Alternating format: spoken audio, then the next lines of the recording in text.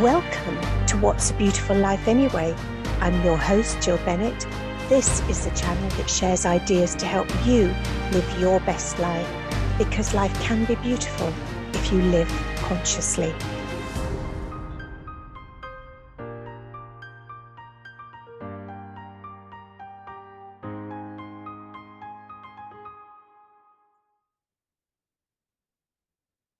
Welcome to this week's edition of What's a Beautiful Life Anyway. My guest today is Clare La Terriere, whose passion is to infect others with the magic that is exercise and all the benefits that it has to offer. And we know to live your best and most beautiful life, you need to feel great. Hi, Clare. Hi, thank you for having me. Oh, thank you for joining me. It's so great. It's so good. I love having all these experts on. And I know you are a bit of an expert because you've been teaching fitness and personal training for over 30 years. You don't look old enough, darling. Having realised at the age of 28 that exercise lifted you out of a deep depression that you didn't really realise you were in. But suddenly you could see clearly and you could see into a better life, and you've been hooked ever since. Clare, tell us what made you start your whole fitness and Pilates journey. Gosh, I'll try to keep it short. It's a very long story, but I'll try to keep it short. When I was about 11, my mum, who did the best job she possibly could with us, as parents, that's what we do. But she flippantly said to me, I think you need to go on a diet because you're looking a bit chubby. And I was 11 and I was never the same around food ever again. And I'm still not, I admit that. I feel that I have to be in control of food. And I went on a diet at 11 and I've just never been the same around food. So throughout my kind of teens and really until I got pregnant with my daughter Emma, aged 28, I had this terrible sort of topsy-turvy relationship with food. I had bulimia, I would overeat, I would undereat, didn't exercise really at all. I was quite sporty at school, but then when I left school at 16, I didn't do any exercise at all. Then I got pregnant with my daughter and I realized that I just could not be chubby because I thought I was chubby because I had a distorted image of myself, and that suddenly I was responsible for another human being. It makes me very emotional actually to talk about it. Yeah. So I started swimming. As I was pregnant with her, I started swimming and I swam every single day, and it changed my mindset. I was responsible for somebody else. And on the day I gave birth to her, I swam a mile. I was swimming so much and it just saved me. And then I had her. And when I had her, afterwards, I realized I'd in fact completely changed shape. Of course, didn't know because I'd been pregnant with her. And then I thought, oh, this exercise lark is good. And so I went to the gym. And I went to the gym and I remember getting on the exercise bike and I had a personal trainer beside me and I started to exercise. And it was as if I could see clearly for the first time in my life. And obviously the swimming was never going to do that for me because it's a different kind of exercise. But this was heart pounding, sweaty, endorphins, and I've never looked back. And I used to sit on my exercise bike in the gym and watch all the people in the classes doing aerobics. And I would think to myself, gosh, I wish I could have the courage to go and do one of those classes. And one day I did. And I did it, and I could hardly move for a week, and I was absolutely hooked. And then I trained to be an aerobic instructor, which was also terrifying. And I remember teaching my first aerobic class. I did train to do body conditioning. I did 3 different lots of Pilates training, and the final one I did was body control, which is a hugely recognised association, and I can teach all over the world with body control. And it was terrifying as well to do, but I did it. And that was in 2009. And I've never looked back. It's part of my life. It's my salvation. It lifts my mood. Even if I just do my 12-minute HIIT, which is high intensity interval training, which I really try to explain to people that you can exercise at home. You don't have to go to the gym, but you have to have the motivation. And Yes. I'm the motivation. So, Yes. uh, If I can lots. just stop you there a second, there's a couple of things I want to say. One is to any parents listening, what you say to your children when they're at a vulnerable age is so important. And we've all done it, I'm sure. Yeah, well, I know Yeah, I've done it with my daughter and said things that are, I've tried to put it in a way that it's about health, rather than about weight. But it yeah, doesn't yeah. matter. So And I meet so many women who've all been affected by something that was said by a parent who was just caring and was, as you say, as a parent, we try and do our best. That's all we try and do, is the best that we possibly can for our children.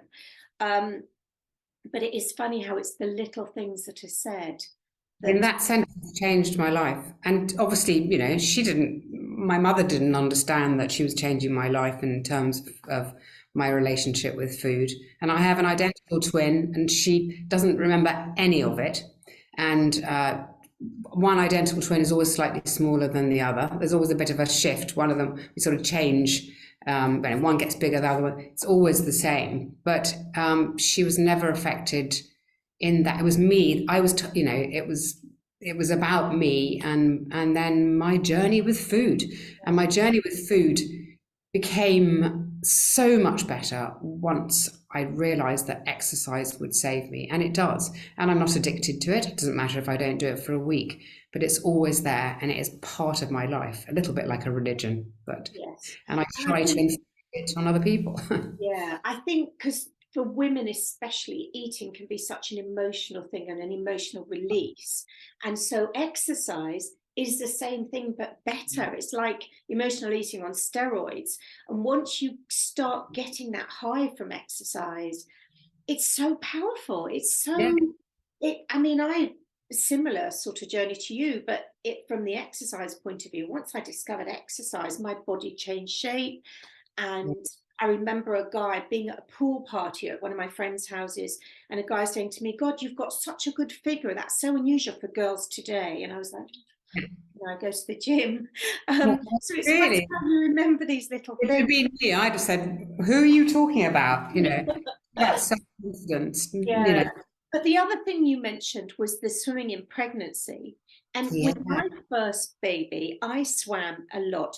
I was weight training at first because done weight training for years. And then I had a bit of a scare and a bleed at sort of something like 32 weeks. yeah, And I mm, was, it was advised I didn't do the weights anymore. So I thought, oh, yeah. what can I do? What can I do? And I swam. And like you, I swam for an hour the morning It was that a I went to bed. wonderful feeling. I didn't even know I was in labor.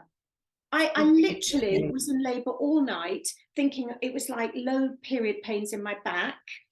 And the next morning at sort of about 5 o'clock, I went to the loo and had a show, where the plug comes Yeah, out. And I went back to bed and I said to my husband, I think I'm in labor. And it was like, yeah, right. Because I was early as well, 5 days early. And yeah. Waking 5 up. o'clock that day, I had my baby.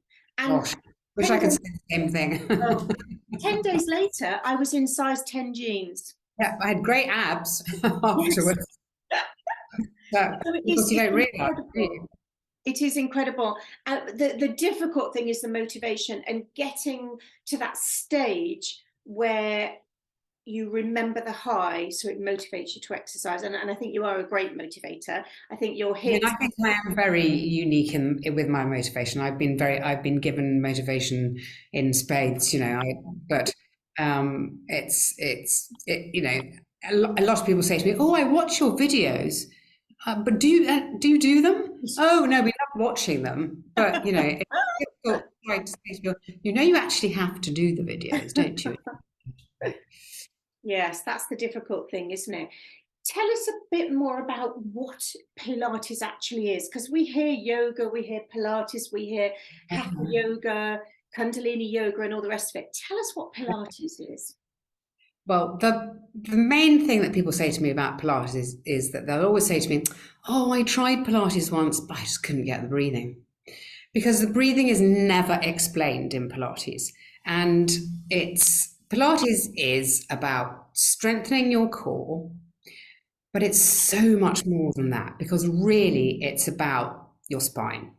and it's about keeping your spine healthy. And there is a saying, which I'm sure we've all heard, you're only as old as your spine. And it's about core strength. It's about flexibility of the spine, but it's really, it's a mind-body experience.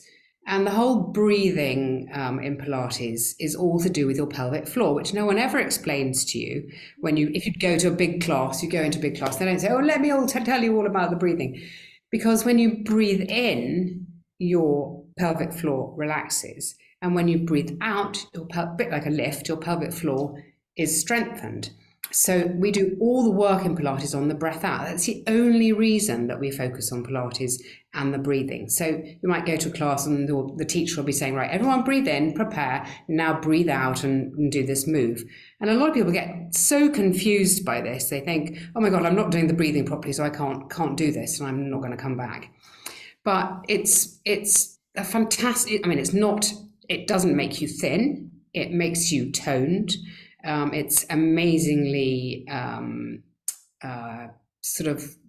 it makes you feel very tranquil, I think, very focused. It's a bit like meditating, because once you do get into the breathing, it's a great hour to spend doing it. But so Pilates, Joe Pilates, a lot of people don't know that there was a person called Joe Pilates who started it. And he was a German, very sickly child. He had rickets and asthma, and I think his parents sort of wrote him off, really. So he decided he was going to show them, and he got fit, and he used weights, and he did lots of running and sport. And by the age of 14, he had changed his body so much that he could pose for a muscle calendar. And then he was taken into prison of war in World War One, on the Isle of Man, actually. And with all his inmates, who were all very sickly and unwell and weak, he decided he was going to practice his way of keeping fit, which he'd been doing all these years, and on all the people that were around him. And he literally changed all of their lives. And then he created this form of exercise called Pilates. And then that was brought to England I think he then went to America, actually, and opened some studios and was teaching dancers. And he thought he was wonderful. He would take his top off at any opportunity.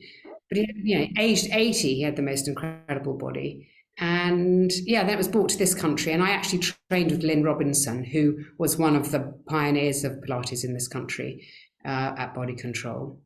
And so I haven't really explained very well what Pilates is, because there's just so much to say that it's difficult to just get it into one sentence.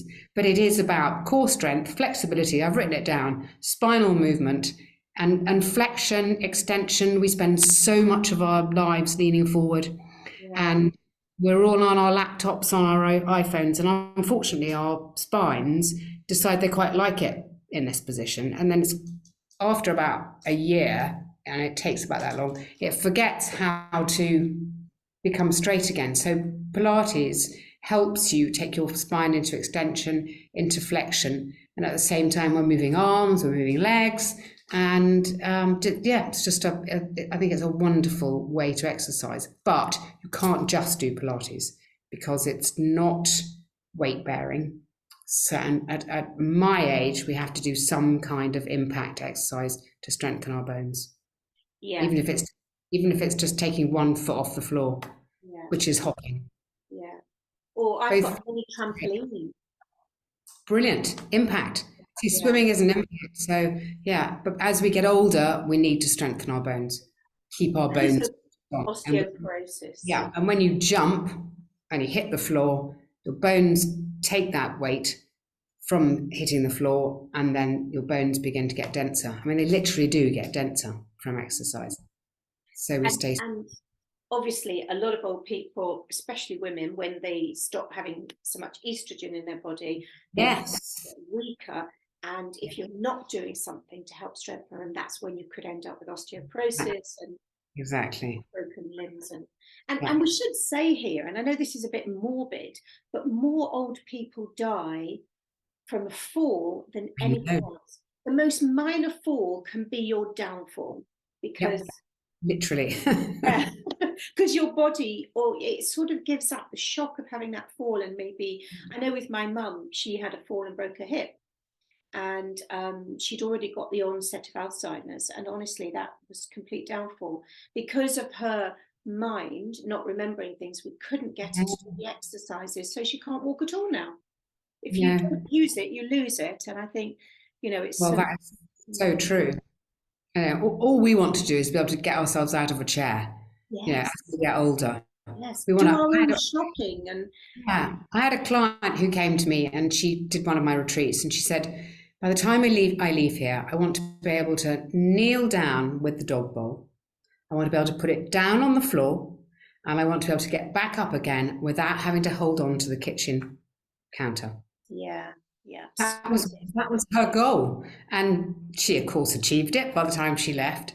But she just lost the ability to, there was no, flexibility and strength and being able to, have stronger thighs so she could lift, get herself up again. But we did it. but we did it. So, And I mean, yeah. Asians, a lot of people in the Asian world, they squat to eat. They I squat know. to go to the toilet because they don't have a toilet that you sit on like us. And of course, that squatting is so great for old age because you can get up. Yeah, So yeah, certainly. Yes. Yeah. maybe we should all start doing that. Now, you just mentioned your retreats, having Yes. run a retreat. I can't even speak now. And they are very exclusive. And you used to run them in Norfolk, but now you're Now I here live in in Mallorca. Yeah. the beautiful island So, of Mallorca. So tell us more about that.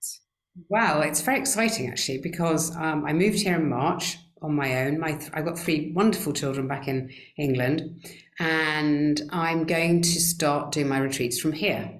And they are exclusive because I only take 2 or 3 people. So the way that it worked in Norfolk and will do here is that they're always friends. So you never get 3 people that have never met each other. Yeah. There'll be a couple of people who contact me and want to come, just 2 of them, or three girlfriends. It's always women. If we have a man, it would totally alter the dynamics. So 3 women or 2 women, always friends, and they're going to come for 5 nights and 6 days. And I'm basically going to look after them. So we'll do Pilates in the morning. I teach them whenever they want to be taught. We end up talking about food, nutrition, how to get the best out of life. I end up doing IT on their iPhones, but mainly it's for them to come here and have a lovely time in the sunshine, fingers crossed, with the swimming pool, sun loungers, bedrooms with ensuite bathrooms, but Pilates, stretching, relaxation, breath work, cardio if they want it. They will have time they can go to the beach. I will take them to the beach. We're going to go out for 2 nights in Palma. Out of the 5 nights, we go out for 2. The rest of the time I cook for them. We do healthy eating. I give them recipes. They ask me endless questions. And yeah, generally people have a lovely time. And I remember doing the first retreat I ever did. And after 3 days, the woman, she came on her own. She came downstairs and she said to me in the kitchen, "Oh, I'm having such a lovely holiday." I was thinking, holiday? Is it a holiday? And of course it is a holiday because it's not boot camp. Yeah. And the whole routine is dictated by the people that are staying. What we eat, when we do Pilates, whatever we do is dictated by them. So there's no kind of, right, it's 8:30 in the morning, everyone up, stand by your beds. So it's very relaxed, but and I absolutely love doing it. Yeah, it's the perfect thing, isn't it? I have only ever been on day retreats, and I so need to have a really nice, good, long retreat. Well, usually they start because they've got a goal. So they come here and they want to do, I always try to introduce intermittent fasting on my retreats because I think it's a great way, to lose weight and also to enhance your health. But we can come back to that. So I just have to give them the confidence to do the intermittent fasting from the moment they arrive. And then by the time they leave, they know they can do it. And no one has ever not done it when they come here. They don't have to. but they all say, oh, I'll give it a try. And nearly everybody that has been, I stay in touch, and they're all still doing it because Yeah. actually it's very It's easy. very easy, that's right. And I just, before we move away from your retreats, I just want to say that we're on a beautiful island, but you're literally in the middle of nowhere, surrounded by olive groves and wineries. Not that we're encouraging them to go to wineries. We're definitely going to include a wine tasting on the retreat. Yeah, Nothing is forbidden. I don't say, oh, no coffee, no tea. I mean, it's just real life, yeah. but with all the Pilates and all the extras that you wouldn't get if you just went to stay in someone's house or Airbnb or whatever. And we all know that if you live by the rule that you're going to do all the healthy things, but if 20% of the time you're having the odd glass of wine or the odd piece of dark chocolate or whatever, and especially if you're time restricted eating, you can be healthy, you can be Yes, fit, and you can live a absolutely. long, and we all want to live a long life, but I don't want to live a long life if I'm not healthy and fit. No, I'd much absolutely. rather not. So that's my end goal, is to stay healthy and fit. So let's move on to intermittent fasting or time restricted eating, whichever way people want to Yeah, understand it. Um, it is a brilliant, brilliant thing. yeah. Tell me more about it, or tell our listeners a bit more about Yes. it. Everything that I say is taken. It's not. I mean, they always say on all of the research, it can do this. So I'm saying it can do it. I'm not saying it absolutely will, because you have to be very careful about what you say in terms of encouraging people to do certain things. But the way that I see it is that I always do the intermittent fasting, so I'm asleep for most of the hours that I'm not eating, which is, I think, probably the best way to do it. So Yeah, say I finished eating about 7:38 at night. I would do 16 hours and I would eat again at 12 o'clock the next day. Now I've been asleep for most of it, and then I can have black coffee or tea. I always do my exercise in the morning, and then suddenly it's 12 o'clock and I'm probably not even hungry, and I'm actually one of the lucky people that aren't hungry in the mornings. But I think the main benefit is that it makes you mindful about what you eat. Because once you've got to that time in the evening, so say you've got to 8 o'clock, you might easily, if you had not been doing the intermittent fasting, at 9 or 10, gone and got a piece of chocolate, or made yourself a cup of coffee with milk or tea with milk, but actually think, oh, no, I can't do that. Because if I do that, I've got to start again, and I've got to do another 16 hours. So you think, oh, right, well, I won't do that. So it makes you very mindful about what you are eating and when. And obviously, in that 8 hours that you're eating, you're not going to eat a box of donuts. If you want to lose weight, you've got to be careful about what you eat. But it's just a very sort of concentrated form of making you more food aware. It's also incredibly good for you in terms of, and I say this, I'm just saying it can help Alzheimer's with yeah, the onset of Alzheimer's. It can help anti-cancer, anti-inflammatory, lower your cholesterol, lower your blood pressure, increase your metabolism. Most people think, or we've always been taught, and I don't know about you, but everyone used to say, oh, you can't not eat because your body will go into shock and stop, your metabolism will slow down. But nothing could be further from the truth, because your metabolism speeds up when it's not given food. And it starts to take its energy from your fat cells, which is a bonus because that's where we want the energy to be taken from. So I don't know, it makes me feel very much more alert. My brain functions better. And I've been doing it for a long time. I don't always do it. Sometimes I can't, but it's just a sort of way of life for me. And as I say, I always warn people before they come to the retreats. This is what I would like to do. We have a brunch, and then we have a meal in the evening. And of course, there's always food, healthy snacks and things which I make for them around. And if they want to have breakfast, they can have banana and muesli. But I warn them before, and they all say, "Yeah, I'll give it a go." And it seems to work if you want to lose weight and if you want to feel better, if you want to feel healthier. There's so much scientific research now, isn't there? Yeah. And so many more doctors are beginning to realise. So there's a Dr. Rangan Chatterjee podcast where he interviews another doctor, and they talk about all the research that's going on into intermittent fasting. Yeah. And there's also the Zoe podcast, which is a huge organisation now that are doing all this research, and the government are sponsoring some of it because they're realising the Good. results are so good. And you know, we could save the NHS a fortune if everybody started doing these simple, healthy things. I think Yeah, we could save ourselves a fortune as well, because of course nobody promotes not eating, because you can't make any money out of not eating. right, Oh, here's a book on not eating. What's it got in it? Nothing. It says, do not eat. It's just, you can't make money out of not eating. no. Well, So and the sort of food companies now, everything, all the processed food they're producing, they're adding sugar because that lights up the brain more than cocaine does. It's so yeah, addictive.